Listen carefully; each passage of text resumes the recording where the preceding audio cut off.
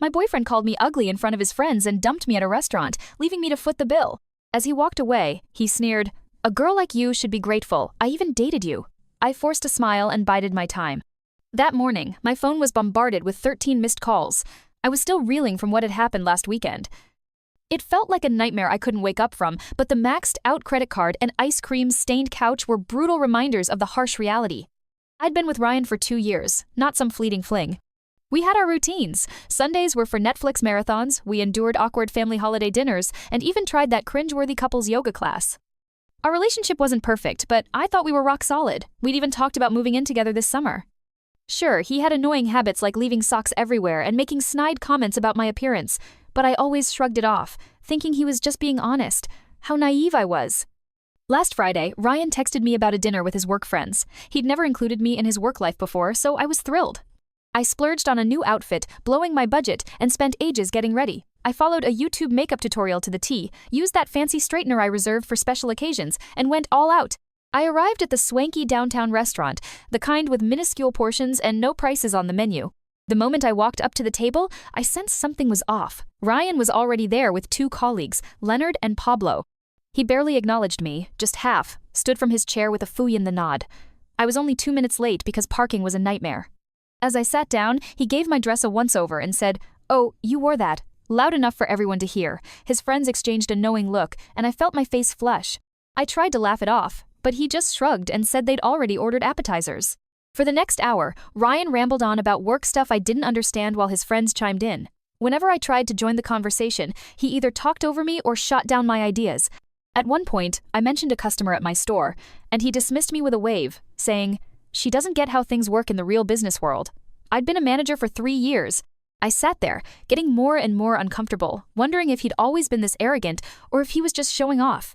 Then Leonard asked how we met. I started to tell the story, but Ryan cut me off mid-sentence. "Yeah, Vanessa felt bad for her. I was doing a favor," he said, laughing.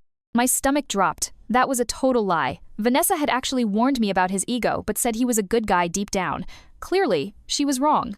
I excused myself to the bathroom, fighting back tears.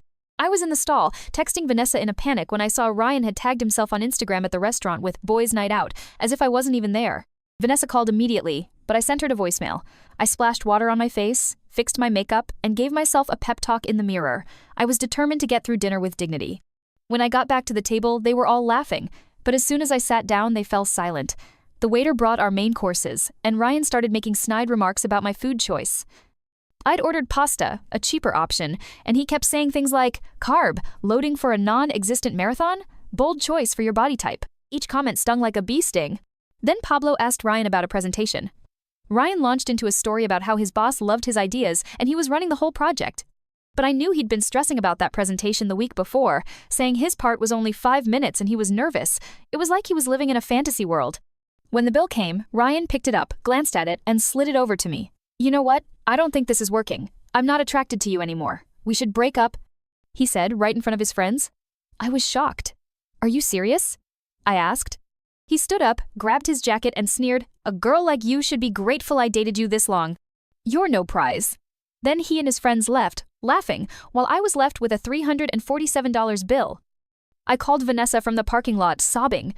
She rushed to my apartment with ice cream and wine. That's when she told me Ryan wasn't who he claimed to be at work. He wasn't a hotshot marketing guy, he was just an assistant who made coffee runs and scheduled meetings. His big presentation? He was just operating the slideshow. I felt like such a fool. That night, I started looking through our text history and photos. So many lies. Then I got a text from Cody, a coworker of Ryan's. He said there was more I should know. In the days after the breakup, I was a mess. I alternated between crying and angrily scrolling through old photos. I avoided social media, but one day I caved and checked Instagram. There was Ryan posting a gym selfie with the caption, "Level up, know your worth." I was furious. Vanessa showed me her text with Cody. Ryan had been telling everyone at work that he dumped me because I was clingy and always talked about marriage. What a lie! Cody also said Ryan was on probation for taking credit for other people's work and might get fired.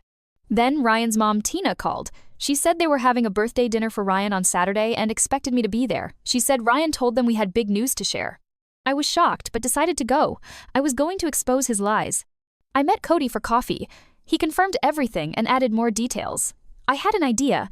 What if Cody showed up at the birthday dinner with some urgent work documents for Ryan? On Saturday, I got ready with a mix of dread and excitement.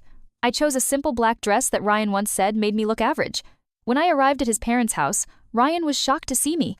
I smiled and said I wouldn't miss his birthday, especially since he'd been telling everyone we had big news. As we sat down for dinner, Ryan tried to control the conversation. But when Tina mentioned his promotion, I nearly choked.